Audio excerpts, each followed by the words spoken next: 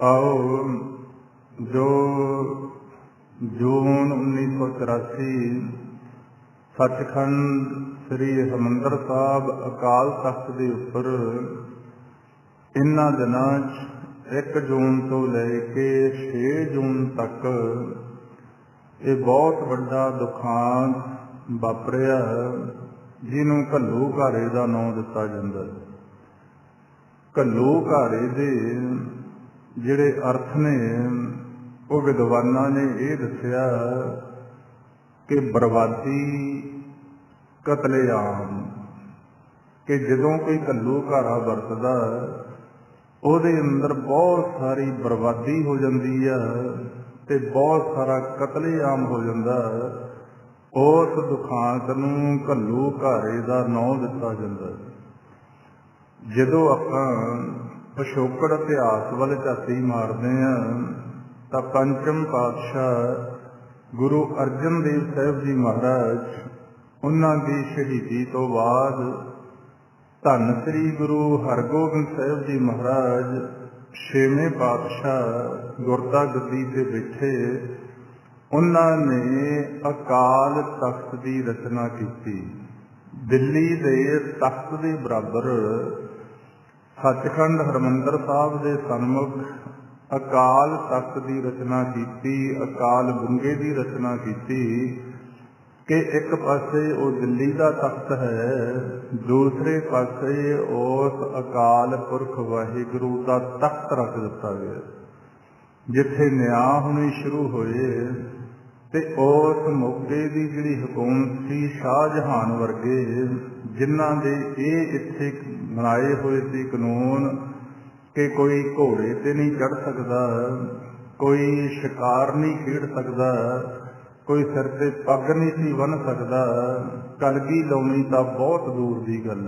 इहो जिहा समां भी इत्थे रहा जदों किसी ने अपने हिंदू भरा ने अपने लड़के की शादी करनी हुंदी, बरात वेले पग बन्नण लई भी उन्हां तो सरकारी दरबारे इजाजत लैनी पैंदी, नहीं किसी नूं पग बन्नण का अधिकार भी नहीं सी। गुरु हरगोबिंद साहिब महाराज ने अकाल का तख्त रच के फौजां तैयार कीतियां, घोड़ियां ते सवारी करनी शुरू की, हथियार बंद होए ते जिहदी बदौलत फिर बाज भी रखने शुरू किए। बाज पिछे रौला पै गया ते अमृतसर की पावन पवित्र धरती से लाहौर तो मुगलस खान की कमांड हेठ 7000 चढ़िया दुश्मन 6वें पातशाह महाराज नूं ते अकाल तख्त नूं नुकसान पहुंचाउण वास्ते। इधर 6वें पातशाह गुरु हरगोबिंद साहिब महाराज की पुत्री बीबी वीरो का विआह सी। ये सारे संदर्भ के अंदर विआह भी चौहाल नगरी के अंदर किया। फिर अमृतसर तो पासे हो के लोहगढ़ के मैदान के अंदर गुरु हरगोबिंद साहिब महाराज ने वो चढ़ के आए मुगलस खान नूं 7000 जो सेना लेके आया सी ओदा उत्थे अंत किया। ते लोहगढ़ के कच्चे किले के अंदर वो तोप लेके आया सी। महाराज गुरु हरगोबिंद साहिब महाराज कोले सिखां ने बेनती की कि सच्चे पातशाह दुश्मन कोले तोपां ने। महाराज ने उत्थे एक बेरी का खोल पिया सी जिहड़ा विचों खाली सी।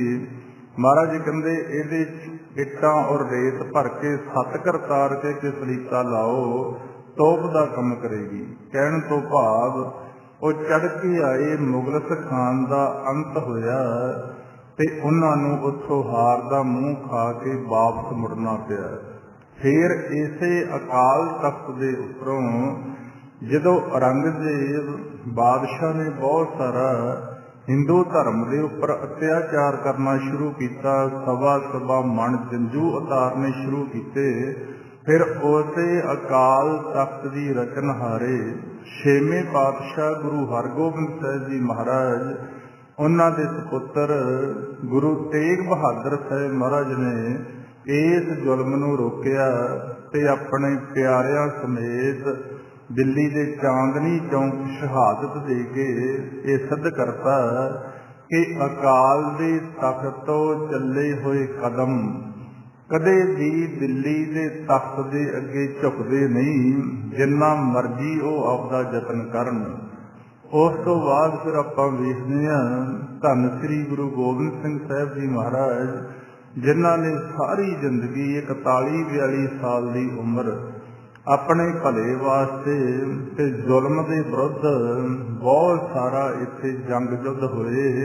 ते गुरु गोबिंद सिंह महाराज ने देखो फिर दादे ते पोते दी विआउत, दादे गुरु हरगोबिंद साहब महाराज ने अकाल दे तख्त की रचना करती, ते पोतरे गुरु गोबिंद सिंह साहब जी महाराज ने फिर इस दी राखी वास्ते जुल्म नूं रोकण वास्ते 1699 की विसाखी नूं एक फौज तैयार करती, जिहदा नाम ही रखता कि खालसा अकाल पुरख की फौज, प्रगटियो खालसा परमात्म की मौज। पातशाह ने अपने जीवन के अंदर रह के बहुत भयानक जंग लड़े ते ये अकाल पुरख की फौज के नाल दिल्ली के तख्त की फौज के गंध खट्टे किए। उस तो बाद बंदा सिंह बहादुर होना दे आपां इतिहास पढ़ने हैं, जिन्हां ने फिर अकाल पुरख की फौज के अंदर भर्ती होके गुरु गोबिंद सिंह महाराज ने उन्होंने खंडे बाटे का अमृत छका के खालसा अकाल पुरख की फौज ਉਹਦੇ अंदर भर्ती करके फिर बंदा सिंह बहादुर होना ने मौके की हुकूमत के नक च दम करके रखिया। साहिबजादियां दीयां शहीदियां दे बदले ले गए। अखीर जदों पकड़े गए, दिल्ली के तख्त ने बड़ा यतन किया कि आपदे आप नूं अकाल पुरख की फौज के बंदे कहाउंदे ने, पर उन्हां दे सारे जिहड़े कीते होए साधन सी तशद्दद देण वाले वो फेल होए, खिड़े मत्थे शहीदियां प्राप्त कीतियां। उस तो बाद फिर 18वीं सदी के अंदर आके सिखां दे उपर बहुत तशद्दद होना शुरू हो गया, जितों बचण दे वास्ते, क्योंकि मुगलिया हुकूमत ने सलाह करी कि ये जिहड़ी सिख कौम ये बनी करती है, इन्हों शक्ति कितों मिलती है, साडे मूहरे कोई नहीं बोलता। इत्थे मराठियां वर्गियां नूं भी अबदाली होना ने हराता कि ये कौम जिहड़ी इन्हों शक्ति कितों मिलती है। ते फिर बहुत बड़ा दौर चलिया, क्योंकि पहला इत्थे रंगड़ा वर्गे बहुत आपां उन्हां दे गुरमुखां दे इतिहास पढ़ते हैं, जिन्हां ने गौ हत्या के विरुद्ध बहुत सारे इत्थे अपने कर्म करके बहादरी दे उन्होंने पछाड़ते रहते जदों जदों समा मिलता। फिर इत्थे सख्ती का दौर जदों बहुत वधिया तो बहुत सारे जिहड़े जुझारू सिंह सी वो अपने बचाओ वास्ते ते समय का ख्याल रखते हुए पंजाब की धरती तो बाहर चले गए। फिर इसे समय के अंदर ही मत्थे रंगड़ होना ने सचखंड श्री हरमंदर साहब के उपर आपका कब्जा कराया। जदों उन्होंने सलाहकारां ने यह दसता कि इन्हां दा एक स्थान सचखंड श्री हरमंदर साहब के सामने एक अकाल बुंगा है, जिन्हों तख्त अकाल का नाम दिता जाता है।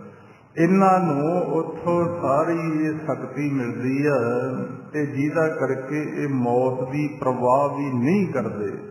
फिर मत्थे रंगड़ का समा आया, उसने बहुत सारी सख्ती करने के बाद जदों सिंह जुझारू अपने बचाव के लिए पंजाब की धरती छड्ड के दूर दराडे जंगलों च रहना शुरू करता, तो उन्हें 3 अगस्त 1740 नूं सचखंड हरमंदर साहब नूं अपने कब्जे के अंदर किया। ते बहुत सारे ऐसे उत्थे उन्हें बुरे कर्म करने शुरू किए, जिन्हां नूं बोलण लग्गिया जां विचारन लग्गिया भी थोड़ी जी मुश्किल हुंदी।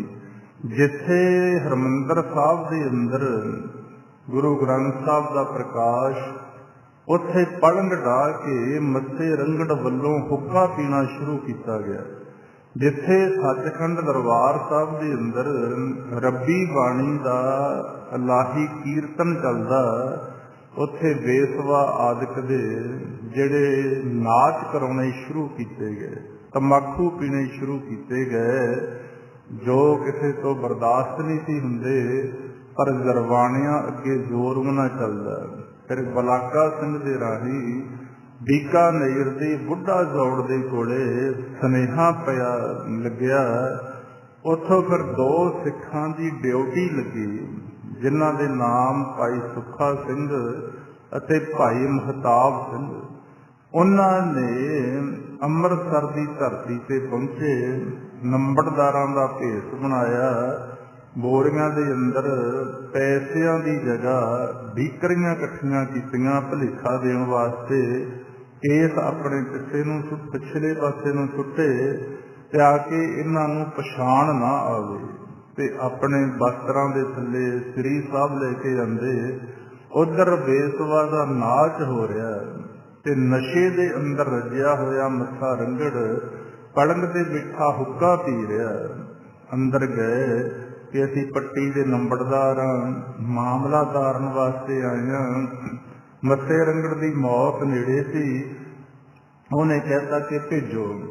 ਇਹਨਾਂ ਨੇ ਜਾ ਕੇ ਉਹ ਜਿੰਨਾਂ ਗੋਰੀਆਂ ਦੇ ਅੰਦਰ ਗੁਥਲੀਆਂ ਕਹਿ ਲਈਏ, ਬੋਰੀਆਂ ਕਹਿ ਲਈਏ, ਬੀਕਰੀਆਂ ਵਗੈਰਾ ਇਕੱਠੀਆਂ ਕਰਕੇ ਭੁਲੇਖਾ ਦਿੱਤਾ ਸੀ, ਉਹ ਪਲੰਗ ਦੇ ਥੱਲੇ ਸੁੱਟੀਆਂ। ਜਿਉਂ ਹੀ ਮੱਥੇ ਰੰਗੜ ਨੇ ਸਿਰ ਝੁਕਾਇਆ, ਇਹਨਾਂ ਨੇ ਬੜੀ ਫੁਰਤੀ ਦੇ ਨਾਲ ਮੱਥੇ ਰੰਗੜ ਦਾ ਸਿਰ ਵੱਢ ਕੇ ਭਰੇ ਇਕੱਠ ਦੇ ਅੰਦਰ ਨੇਜ਼ਿਆਂ ਦੇ ਉੱਪਰ ਟੰਗ ਕੇ ਬੀਕਾਨੇਰ ਦੇ ਬੁੱਢਾ ਜੋੜ ਦੇ ਜੰਡ ਦੇ ਨਾਲ ਜਾ ਕੇ ਟੰਗਿਆ। ਕਹਿਣ ਤੋਂ ਭਾਵ 3 ਅਗਸਤ 1740 ਨੂੰ ਮੱਥੇ ਰੰਗੜ ਨੇ ਹਰਿਮੰਦਰ ਸਾਹਿਬ ਦੇ ਉੱਪਰ ਆਪਣਾ ਕਬਜ਼ਾ ਕੀਤਾ ਤੇ 2 ਜਨਵਰੀ 1741 ਨੂੰ ਮੱਥੇ ਰੰਗੜ ਨੂੰ ਸੁੱਖਾ ਸਿੰਘ ਔਰ ਮਹਤਾਬ ਸਿੰਘ ਹੋਣਾ ਨੇ ਨਰਕਗਾਮੀ ਕਰਤਾ। ਕਹਿਣ ਤੋਂ ਭਾਵ 153 ਦਿਨਾਂ ਦੇ ਵਿੱਚ ਜਿਨ੍ਹਾਂ ਨੇ ਵੀ ਅਕਾਲ ਤਖਤ ਹਰਿਮੰਦਰ ਸਾਹਿਬ ਵੱਲ ਗਹਿਰੀ ਅੱਖ ਕਰਕੇ ਝਾਕਣ ਦੀ ਕੋਸ਼ਿਸ਼ ਕੀਤੀ, ਇਹ ਤੋਂ ਵੱਧ ਸਮਾਂ ਨਹੀਂ ਉਹਨਾਂ ਨੂੰ ਮਿਲਿਆ। ਮੱਥਾ ਰੰਗੜ ਦੀ ਮੌਤ ਤੋਂ ਬਾਅਦ ਹਾਹਾਕਾਰ ਮੱਚੀ ਤੇ ਉਧਰ ਸਿੱਖ ਬਹਾਦਰਾਂ ਦੇ ਅੰਦਰ ਭਾਈ ਸੁੱਖਾ ਸਿੰਘ ਹੋਣਾ ਦੀ ਬਹੁਤ ਪ੍ਰਸਿੱਧੀ ਹੋਈ। ਫਿਰ ਉਸੇ ਸਮੇਂ ਜੱਸਾ ਸਿੰਘ ਆਲੂਵਾਲੀਆ, ਇਹਨਾਂ ਸਾਰਿਆਂ ਨੇ ਰਲ ਕੇ ਇੱਕ ਇਹਨਾਂ ਨੂੰ ਸਬਕ ਸਿਖਾਉਣ ਵਾਸਤੇ ਏਮਨਾਬਾਦ ਦੀ ਧਰਤੀ ਦੇ ਉੱਪਰ ਉੱਥੇ ਦਾ ਜਿਹੜਾ ਰਾਜਪਾਲ ਸੀ, ਜਿਹਦਾ ਨਾਮ ਦੱਸਿਆ ਗਿਆ ਜਸਪਤ ਰਾਏ, ਉਹਦਾ ਸਿਰ ਵੱਢਿਆ। ਜਦੋਂ ਫਿਰ ਉਹਦਾ ਸਿਰ ਵੱਢਿਆ ਗਿਆ ਤਾਂ ਬਹੁਤ ਸਾਰਾ ਇੱਥੇ ਹਾਹਾਕਾਰ ਮਚੀ ਕਿ ਇਹ ਇਹੋ ਜਿਹੀ ਕੌਮ ਆ ਜਿਹੜੀ ਬਦਲਾ ਲੈਣ ਲੱਗੀ ਆਪਣੇ ਗੁਰੂ ਘਰਾਂ ਦਾ। ਬਹੁਤ ਵੱਡੇ ਵੱਡੇ ਐਸੇ ਕੌਤਕ ਕਰ ਜਾਂਦੀ ਆ ਤੇ ਫੜੇ ਵੀ ਨਹੀਂ ਜਾਂਦੇ। ਜਸਪਤ ਦੇ ਕਤਲ ਤੋਂ ਬਾਅਦ ਉਹਦਾ ਭਰਾ ਸੀ ਇੱਕ ਲਖਪਤ, ਉਹਨੂੰ ਬਹੁਤ ਕ੍ਰੋਧ ਚੜਿਆ। ਉਹਦੀ ਡਿਊਟੀ ਲਾਈ ਗਈ ਕਿ ਸਿੱਖਾਂ ਦਾ ਖੁਰਾ ਖੋਜ ਖਤਮ ਕੀਤਾ ਜਾਵੇ। ਫਿਰ 1746 ਦੇ ਸਮੇਂ ਦੇ ਅੰਦਰ ਜਈਆ ਖਾਨ ਤੇ ਲਖਪਤ ਰਾਏ ਨੇ ਬਹੁਤ ਭਾਰੀ ਤਸ਼ੱਦਦ ਕਰਨਾ ਸ਼ੁਰੂ ਕੀਤਾ, ਜਿਹਦੇ ਸੰਦਰਭ ਦੇ ਅੰਦਰ ਛੋਟਾ ਘੱਲੂਘਾਰਾ ਜਿਹੜਾ ਕਾਹਨੂੰਵਾਲ ਦੇ ਸ਼ੰਭ ਦੇ ਅੰਦਰ ਆਪਾਂ ਪੜ੍ਹਦੇ ਹਾਂ ਕਿ ਵਾਪਰਿਆ, ਜਿੱਥੇ ਸ਼ਕਤੀ ਵੇਖ ਕੇ ਮੌਜੂਦੇ ਦੇ ਜਿਹੜੇ ਮੌਜੂਦਾ ਜੁਝਾਰੂ ਯੋਧੇ ਸੀ, ਸੰਘਰਸ਼ਵਾਦੀ ਲੋਕ ਸੀ, ਉਹਨਾਂ ਨੇ ਆਪਣੇ ਬਚਾਓ ਦੇ ਲਈ ਕਾਹਨੂੰਵਾਲ ਦੇ ਸ਼ੰਭ ਦੇ ਅੰਦਰ ਡੇਰਾ ਕਰ ਲਿਆ ਕਿ ਕੁਝ ਸਮਾਂ ਇਹ ਸ਼ਕਤੀ ਤੋਂ ਬਚਿਆ ਜਾਵੇ, ਕਿਉਂਕਿ ਵਕਤ ਵਿਚਾਰੇ ਸੋ ਬੰਦਾ ਹੋਏ। ਉਸ ਕਾਹਨੂੰਵਾਲ ਦੇ ਸ਼ੰਭ ਦੇ ਅੰਦਰ ਉਹਨਾਂ ਨੇ ਆਪਣੀ ਲੁਕਣਗਾਹ ਬਣਾਈ ਬਚਾਓ ਵਾਸਤੇ। ਤੇ ਚੁਗਲਖੋਰਾਂ ਨੇ ਤੇ ਇਹਨਾਂ ਦਾ ਸਾਰਾ ਭੇਦ ਦਿੱਤਾ ਲਖਪਤ ਰਾਏ ਨੂੰ ਔਰ ਜ਼ਈਆ ਖਾਨ ਨੂੰ। ਇਹਨਾਂ ਨੇ ਉਹ ਕਾਹਨੂੰਵਾਲ ਦੇ ਛੰਭ ਦੇ ਅੰਦਰ ਸਾਰੇ ਸਿੰਘਾਂ ਨੂੰ ਘੇਰਾ ਪਾਇਆ। ਇੱਕ ਪਾਸੇ ਦਰਿਆ ਹੈ, ਦੂਸਰੇ ਪਾਸੇ ਫੌਜ ਨੇ ਘੇਰਾ ਪਾ ਲਿਆ ਤੇ ਤੀਸਰੇ ਪਾਸੇ ਉਹ ਛੰਭ ਨੂੰ ਅੱਗ ਲਗਾ ਦਿੱਤੀ ਗਈ। ਰਸਤੇ ਬੰਦ ਹੋਏ, ਜਿਹਦਾ ਫਿਰ ਇਹ ਬਹੁਤ ਵੱਡਾ ਦੁਖਾਂਤ ਵਾਪਰਿਆ ਉਸ ਛੋਟੇ ਘੱਲੂਘਾਰੇ ਦੇ ਅੰਦਰ ਜੋ ਕਾਹਨੂੰਵਾਲ ਦੇ ਛੰਭ ਦੇ ਅੰਦਰ ਵਾਪਰਿਆ। ਉਹਦੇ 'ਚ ਤਕਰੀਬਨ 7000 ਜਿਹੜਾ ਸਿੱਖ ਸੂਰਮਾ ਸੀ ਉਹਨਾਂ ਨੂੰ ਸ਼ਹੀਦ ਕਰ ਦਿੱਤਾ ਗਿਆ ਤੇ ਜਿਹੜੇ 3000 ਬਚੇ ਉਹਨਾਂ ਨੂੰ ਲਾਹੌਰ ਦੇ ਅੰਦਰ ਸ਼ਹੀਦਗੰਜ ਦੇ ਅੰਦਰ ਲਿਆ ਕੇ ਉਹਨਾਂ ਨੂੰ ਫਾਹਾ ਦੇ ਦਿੱਤਾ ਗਿਆ, ਸਾਰੇ ਖਤਮ ਕਰ ਦਿੱਤੇ ਗਏ। ਇਸ ਤਰ੍ਹਾਂ ਦੇ ਨਾਲ ਇਹ ਬਹੁਤ ਵੱਡਾ ਦੁਖਾਂਤ ਘੱਲੂਘਾਰਾ ਵਾਪਰਨ ਤੋਂ ਬਾਅਦ ਫਿਰ ਜ਼ਈਆ ਖਾਂ ਹੋਣਾ ਨੇ ਸੱਚਖੰਡ ਹਰਿਮੰਦਰ ਸਾਹਿਬ ਦੇ ਉੱਪਰ ਆਪਣਾ ਕਬਜ਼ਾ ਜਮਾਇਆ। ਮਕਸਦ ਇੱਕੋ ਹੀ ਰਿਹਾ ਸਾਰਿਆਂ ਦਾ ਕਿ ਕਿਸੇ ਨਾ ਕਿਸੇ ਵਿਧੀ ਦੁਆਰਾ ਇਹ ਜਿਹੜਾ ਸਥਾਨ ਇਹਨੂੰ ਖਤਮ ਕੀਤਾ ਜਾਵੇ। ਸਰੋਵਰ ਨੂੰ ਰੇਤ ਨਾਲ ਭਰ ਦਿੱਤਾ ਗਿਆ, ਉੱਥੇ ਕਬਜ਼ੇ ਕਰ ਲਏ ਤੇ 12 ਨਵੰਬਰ 1746 ਨੂੰ ਜ਼ਈਆ ਖਾਂ ਨੇ ਉੱਥੇ ਆਪਣਾ ਹਰਿਮੰਦਰ ਸਾਹਿਬ ਦੇ ਅੰਦਰ ਕਬਜ਼ਾ ਕਾਇਮ ਕੀਤਾ ਤੇ ਫਿਰ 13 ਅਪ੍ਰੈਲ 1747 ਨੂੰ ਇਹਨੂੰ ਵੀ ਸਿੰਘਾਂ ਨੇ ਨਰਕਗਾਮੀ ਕਰਤਾ। ਉਹੀ ਬਸ 151, 52, 53 ਦਿਨਾਂ ਦੇ ਅੰਦਰ ਜਿਹਨੇ ਵੀ ਹਰਿਮੰਦਰ ਸਾਹਿਬ ਵੱਲ ਅਕਾਲ ਤਖਤ ਵੱਲ ਕੌੜੀ ਅੱਖ ਕਰਕੇ ਝਾਕੇ ਉਹਨਾਂ ਨੂੰ ਇਸ ਜਹਾਨ ਤੋਂ ਜਾਣਾ ਪਿਆ। ਫਿਰ ਬਹੁਤ ਵੱਡਾ ਇੱਥੇ ਚੱਲਦਾ ਰਿਹਾ ਸੰਸਾਰ ਦੇ ਅੰਦਰ ਕਿ ਸਿੱਖਾਂ ਦੀ ਜਿਹੜੀ ਹੋਂਦ ਆ ਇਹਨਾਂ ਨੂੰ ਖਤਮ ਕਰ ਦਿੱਤਾ ਜਾਵੇ। ਫਿਰ ਇਸੇ ਸੰਦਰਭ ਦੇ ਅੰਦਰ ਜਹਾਨ ਖਾਨ ਨੇ 18 ਜਨਵਰੀ 1757 ਨੂੰ ਕਬਜ਼ਾ ਕਰ ਲਿਆ ਸੱਚਖੰਡ ਸ੍ਰੀ ਹਰਿਮੰਦਰ ਸਾਹਿਬ ਦੇ ਉੱਪਰ ਤੇ ਇਹਦਾ ਬਦਲਾ ਫਿਰ ਭਾਈ ਦਇਆ ਸਿੰਘ ਅਤੇ ਲਿੰਬਰ ਸਿੰਘ ਨੇ 19 ਜੂਨ 1757 ਨੂੰ ਇਹਨੂੰ ਨਰਕਗਾਮੀ ਕਰਤਾ। ਜਿਉਂ ਇਹ ਦੁਖਾਂਤ ਵਾਪਰਦੇ ਗਏ ਤੇ ਫਿਰ ਇਸ ਤੋਂ ਬਾਅਦ ਹਾਹਾਕਾਰ ਮੱਚੀ ਕਿ ਇਹ ਗੱਲ ਕੀ ਆ। ਇੰਨਾ ਅਸੀਂ ਯਤਨ ਕਰਤਾ, ਕਾਹਨੂੰਵਾਲ ਦੇ ਛੰਭ ਦੇ ਅੰਦਰ ਇਹਨਾਂ ਨੂੰ ਮਾਰਤਾ, ਇਹ ਕਰਦੇ ਕੀ ਆ, ਰਹਿੰਦੇ ਕਿੱਥੇ ਆ। ਤੇ ਇਹਨਾਂ ਨੂੰ ਫਿਰ ਇਹੋ ਹੀ ਸੁਨੇਹਾ ਮਿਲਦਾ ਜ਼ਾਲਮ ਲੋਕਾਂ ਨੂੰ ਕਿ ਇਹਨਾਂ ਕੋਲੇ ਅਸਥਾਨ ਆ ਜੀ ਹਰਿਮੰਦਰ ਸਾਹਿਬ, ਜਿੱਥੇ ਇਹਨਾਂ ਨੂੰ ਸ਼ਕਤੀ ਮਿਲਦੀ ਹੈ ਤੇ ਉੱਥੇ ਤਖਤ ਹੈ ਅਕਾਲ ਦਾ, ਜਿਹੜਾ ਦਿੱਲੀ ਦੇ ਤਖਤ ਦੇ ਬਰਾਬਰ ਤਖਤ ਬਣਾਇਆ ਹੋਇਆ। ਇਹਨਾਂ ਦੀ ਜਿਹੜੀ ਫੌਜ ਆ, ਕਿਉਂਕਿ ਸੂਈ ਆ ਜਿਹੜੇ ਉਹ ਬੜੀਆਂ ਇਹਨਾਂ ਨੂੰ ਸਾਰੀਆਂ ਰਿਪੋਰਟਾਂ ਦਿੰਦੇ ਰਹੇ ਕਿ ਇਹਨਾਂ ਦੇ ਗੁਰੂ ਹਰਗੋਬਿੰਦ ਸਾਹਿਬ ਮਹਾਰਾਜ, ਜਿਨ੍ਹਾਂ ਦੇ ਸੁਪੁੱਤਰ ਗੁਰੂ ਤੇਗ ਬਹਾਦਰ ਸਾਹਿਬ ਮਹਾਰਾਜ ਨੂੰ ਔਰੰਗਜ਼ੇਬ ਨੇ ਦਿੱਲੀ ਦੇ ਚਾਂਦਨੀ ਚੌਂਕ ਦੇ ਅੰਦਰ ਬੜੇ ਯਤਨ ਕੀਤੇ ਗਏ ਧਰਮ ਤਬਦੀਲ ਕਰਨ ਦੀ ਖਾਤਰ। ਗੁਰੂ ਨੂੰ ਤਾਂ ਕੀ ਇਹਨਾਂ ਤੋਂ ਮਨਾਇਆ ਜਾਣਾ, ਇਹਨਾਂ ਤੋਂ ਤਾਂ ਉਹਨਾਂ ਸਿੱਖਾਂ ਦਾ ਧਰਮ ਤਬਦੀਲ ਵੀ ਨਹੀਂ ਹੋਇਆ।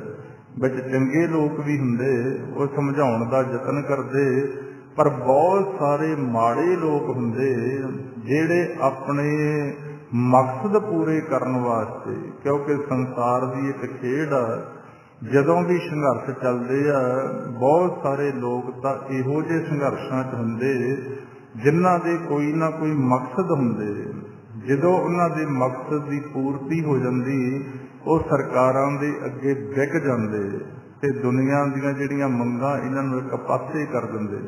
ਇਸੇ ਤਰ੍ਹਾਂ ਰਾਜਿਆਂ ਮਹਾਰਾਜਿਆਂ ਕੋਲੇ ਹੁੰਦੇ ਬਹੁਤ ਸਾਰੇ ਚੰਗੇ ਵਜ਼ੀਰ ਹੁੰਦੇ ਜਿਹੜੀ ਚੰਗੀ ਸਲਾਹ ਦਿੰਦੇ ਧਰਮੀ ਲੋਕ। ਬਹੁਤ ਸਾਰੇ ਇਹੋ ਜਿਹੇ ਲੋਕ ਹੁੰਦੇ ਜਿਨ੍ਹਾਂ ਨੇ ਫਿਰ ਗਲਤ ਰਾਏ ਦੇਣੀ ਹੁੰਦੀ ਹੈ। ਉਸ ਤੋਂ ਬਾਅਦ ਫਿਰ ਦੌਰ ਆਇਆ ਅਬਦਾਲੀ ਦਾ। ਅਬਦਾਲੀ ਬਾਰੇ ਦੱਸਿਆ, ਕਹਿੰਦੇ ਉਹ 20 ਸਾਲ ਦੀ ਉਮਰ 'ਚ ਰਾਜ ਗੱਦੀ ਤੇ ਬੈਠ ਗਿਆ ਸੀ। ਰਾਜ ਭਾਗ ਦਾ ਨਸ਼ਾ ਤੇ ਦੁਨੀਆ ਦੇ ਅੰਦਰ ਬਹੁਤ ਉਹਦੀ ਚੜ੍ਹਤ ਹੋਈ। ਇੱਥੋਂ ਤੱਕ ਬਹੁਤ ਸੂਰਵੀਰ ਕਹਾਉਣ ਵਾਲੀ ਜਿਹੜੀ ਕੌਮ ਆ ਮਰਹੱਟੇ, ਉਹ ਵੀ ਅਬਦਾਲੀ ਦੇ ਮੂਹਰੇ ਟਿਕ ਨਾ ਸਕੇ। ਉਹਨਾਂ ਨੇ ਹਿੰਦੁਸਤਾਨ ਵੱਲ ਰੁਖ ਕੀਤਾ, ਇੱਥੋਂ ਦੇ ਮੰਦਰਾਂ ਨੂੰ ਭੰਨਣਾ ਸ਼ੁਰੂ ਕੀਤਾ, ਇੱਥੋਂ ਦੇ ਲੋਕਾਂ ਦੀ ਲੁੱਟ ਕਰਨੀ ਸ਼ੁਰੂ ਕਰਤੀ। ਇੱਥੋਂ ਤੱਕ ਸਮਾਂ ਆ ਗਿਆ, ਇਹ ਭਾਰਤ ਦੀ ਧਰਤੀ ਦੇ ਉੱਪਰ ਲੋਕਾਂ ਨੇ ਇਹ ਕਹਿਣਾ ਸ਼ੁਰੂ ਕਰਤਾ ਕਿ ਜੋ ਅਸੀਂ ਆਪਦੀ ਕਿਰਤ ਬਿਰਤ ਦੇ ਨਾਲ ਕਮਾਈ ਕਰਦੇ ਹਾਂ, ਇਹਦੇ ਚੋਂ ਜਿਹੜਾ ਅਸੀਂ ਖਾ ਲਿਆ, ਬਾਕੀ ਤਾਂ ਅਬਦਾਲੀ ਲੁੱਟ ਕੇ ਲੈ ਜਾਏਗਾ। ਇੱਕ ਫਿਰ ਗੱਲ ਮਸ਼ਹੂਰ ਹੋਈ ਕਿ ਖਾਧਾ ਪੀਤਾ ਲਾਹੇ ਦਾ, ਬਾਕੀ ਅਹਿਮਦ ਸ਼ਾਹੇ ਦਾ। ਅਹਿਮਦ ਸ਼ਾਹ ਅਬਦਾਲੀ ਨੇ ਫਿਰ ਇਹ ਹਿੰਦੁਸਤਾਨ ਭਾਰਤ ਵੱਲ ਨੂੰ ਕਬਜ਼ੇ ਦੇ ਕਰਨ ਦੇ ਲਈ ਤਹਈਆ ਕਰਿਆ ਤੇ ਇੱਥੇ ਲੁੱਟਮਾਰ ਕਰਨੀ, ਲੋਕਾਂ ਨੂੰ ਲੁੱਟ ਲੈਣਾ, ਇੱਥੋਂ ਦੀਆਂ ਕੰਨਿਆਂ ਕੁਆਰੀਆਂ ਨੂੰ, ਸੁੰਦਰ ਲੜਕੀਆਂ ਨੂੰ ਬੰਨ੍ਹ ਕੇ ਲੈ ਜਾਣਾ, ਉਹਨਾਂ ਨੂੰ ਗਜ਼ਨੀ ਦੇ ਬਾਜ਼ਾਰਾਂ ਦੇ ਅੰਦਰ ਨਿਲਾਮ ਕਰ ਦੇਣਾ, ਵੇਚ ਦੇਣਾ। ਪਰ ਜਦੋਂ ਫਿਰ ਗੁਰੂ ਕੇ ਖਾਲਸੇ ਨੂੰ ਫੌਜ ਅਕਾਲ ਪੁਰਖ ਦੀ ਦਾ ਸਮਾਂ ਲੱਗਣਾ, ਉਹਨਾਂ ਨੇ ਕਿਤੇ ਇਹਦਾ ਲੁੱਟਿਆ ਹੋਇਆ ਮਾਲ ਖੋਹ ਜਾਣਾ, ਕਿਤੇ ਜੱਸਾ ਸਿੰਘ ਆਹਲੂਵਾਲੀਏ ਹੁਣਾਂ ਦੀ ਕਮਾਂਡ ਦੇ ਹੇਠ ਇਹਨਾਂ ਤੋਂ ਲੁੱਟੀਆਂ ਹੋਇਆ ਮਾਲ ਖੋਹਣ ਦੇ ਨਾਲ ਉਹ ਕੈਦ ਕੀਤੀਆਂ ਹੋਈਆਂ ਬੀਬੀਆਂ ਨੂੰ ਵੀ ਛੁਡਾ ਲਿਆ ਜਾਣਾ ਤੇ ਉਹਨਾਂ ਨੂੰ ਬਾਇਜ਼ਤ ਉਹਨਾਂ ਦੇ ਘਰਾਂ ਵੱਲ ਤੋਰਨਾ। ਤੇ ਇਹ ਗੱਲ ਫਿਰ ਅਬਦਾਲੀ ਤੋਂ ਜਰੀ ਨਹੀਂ ਸੀ ਜਾਂਦੀ ਕਿ ਇਹੋ ਜਿਹੀ ਕਿਹੜੀ ਕੌਮ ਆ ਜਿਹੜੀ ਮੇਰੇ ਮੂਹਰੇ ਪੈਰ ਅੜਾ ਕੇ ਖੜ ਜਾਂਦੀ ਹੈ।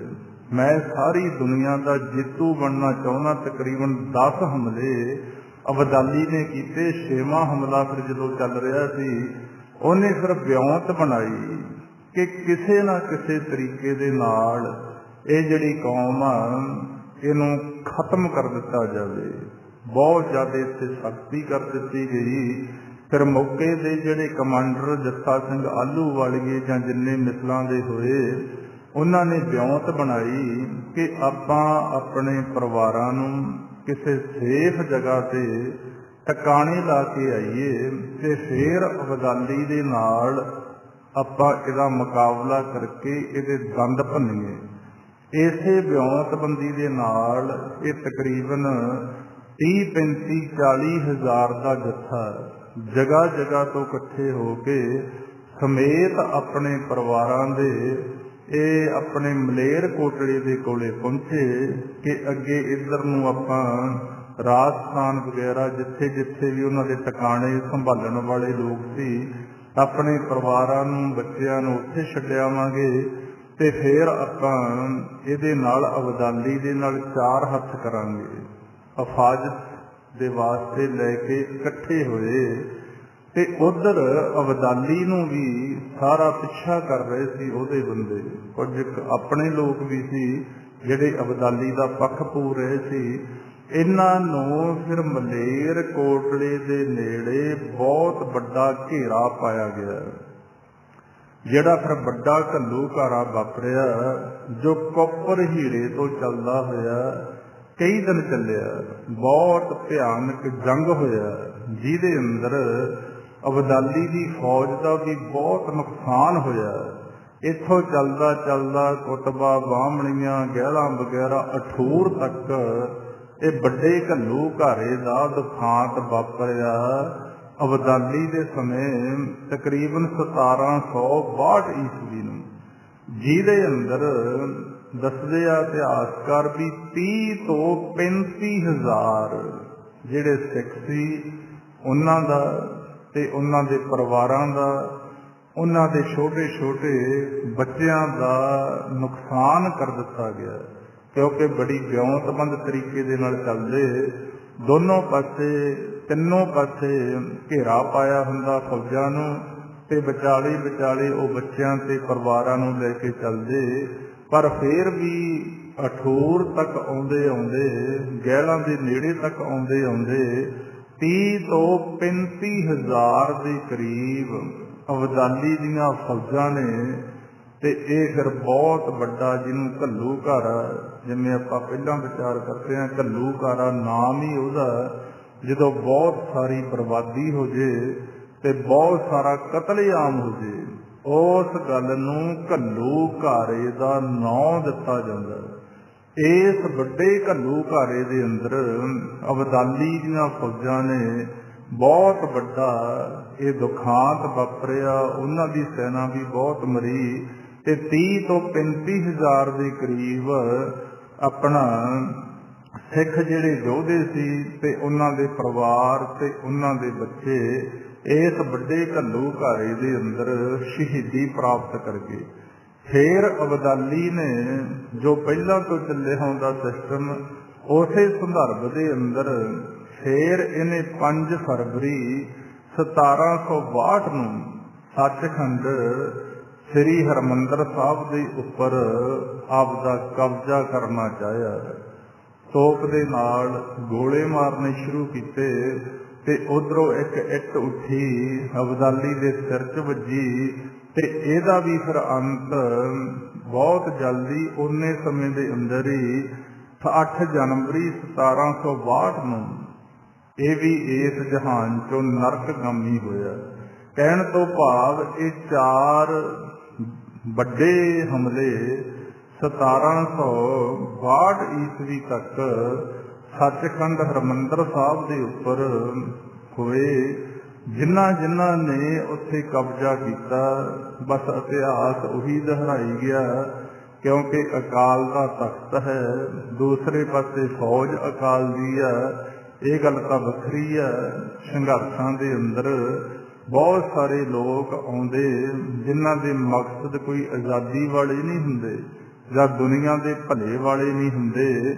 ਉਹ ਤਾਂ ਆਪਣੇ ਮਕਸਦ ਪੂਰੇ ਹੋਣ ਤੋਂ ਬਾਅਦ ਵਿਕ ਜਾਂਦੇ ਆ, ਦੁਸ਼ਮਣਾਂ ਨਾਲ ਰਲ ਜਾਂਦੇ ਆ।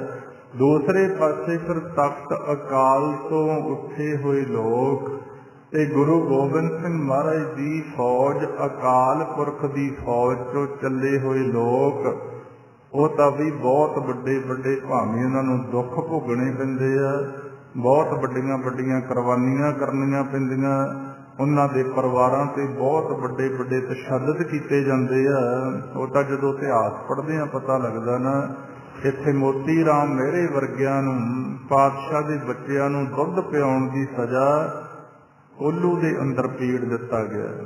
ਪਰ ਹੁੰਦਾ ਕਿ ਕੋੜ ਨਖੁੱਟੇ ਨਾਨਕਾ ਓੜਕ ਸੱਚ ਰਹੀ। ਜਿਹਨੇ ਜਿਹਨੇ ਦੀ ਕੌੜੀ ਅੱਖ ਕਰੀ, ਉਹ ਬਸ ਉਹੀ 152 53 ਦਿਨਾਂ ਦੇ ਅੰਦਰ ਅੰਦਰ ਇਸ ਜਹਾਨ ਤੋਂ ਸਮੇਂ ਸਮੇਂ ਅਨੁਸਾਰ ਅਕਾਲ ਤਖਤ ਤੋਂ ਚੱਲ ਰਹੇ ਹੁਕਮਾਂ ਅਨੁਸਾਰ ਤੇ ਕਲਗੀਧਰ ਪਾਤਸ਼ਾਹ ਦੀ ਤਿਆਰ ਕੀਤੀ ਹੋਈ ਫੌਜ, ਖਾਲਸਾ ਅਕਾਲ ਪੁਰਖ ਦੀ ਫੌਜ ਦੇ ਜੁਝਾਰੂ ਸਿੰਘਾਂ ਨੇ ਉਹਨਾਂ ਨੂੰ ਨਰਕਗਾਮੀ ਕੀਤਾ। ਤੇ ਕੱਲ ਨੂੰ ਫਿਰ ਆਪਾਂ 6 ਜੂਨ ਜਦੋਂ 1984 ਦਾ ਇਹ ਬਹੁਤ ਵੱਡਾ ਦੁਖਾਂਤ ਵਾਪਰਿਆ, ਉਹਦੀ ਆਪਾਂ ਕੱਲ ਨੂੰ ਕਰ ਲਾਂਗੇ ਵਿਚਾਰ। ਆਓ ਹੁਣ ਆਪਾਂ ਉਹਨਾਂ ਮਹਾਨ ਸ਼ਹੀਦਾਂ ਦੀ ਯਾਦ ਦੇ ਅੰਦਰ ਕੁਝ ਕੁ ਸਮਾਂ ਵਾਹਿਗੁਰੂ ਗੁਰਮੰਤਰ ਦਾ ਅਭਿਆਸ ਕਰੀਏ। ਹਾਂਜੀ, ਕਰੋ ਜੀ ਸ਼ੁਰੂ। ਵਾਹਿਗੁਰੂ ਵਾਹਿਗੁਰੂ ਵਾਹਿਗੁਰੂ ਵਾਹਿਗੁਰੂ ਵਾਹਿਗੁਰੂ ਵਾਹਿਗੁਰੂ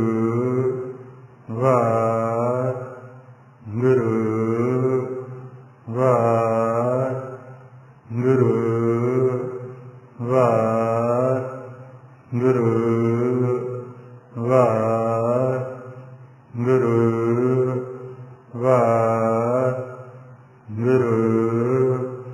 ਵਾਹਿਗੁਰੂ